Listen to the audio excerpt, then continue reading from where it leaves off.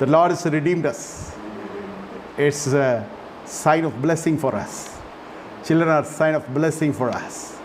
அதுபோய் இன்று நண்பர்கள் வட்டாரத்தில் இருந்தாலும் சேரக்கூடாத சேர்க்கல் இருந்தாலும் இயேசுவின் நாமத்தில் நான் சொல்லுகிறேன், அது திரும்பி வீடு தேடி வரப்போகிறது.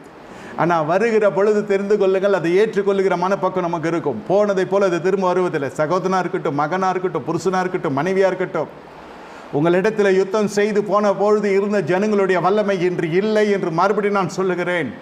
அன்று அவர்கள் சேம செழிப்போடு நெஞ்சை நிமித்தி தலையை உயர்த்தி உங்களோடு கூட தங்கள் பொய்ய பலத்தை காட்டுபடியாக எழுமினார்கள்.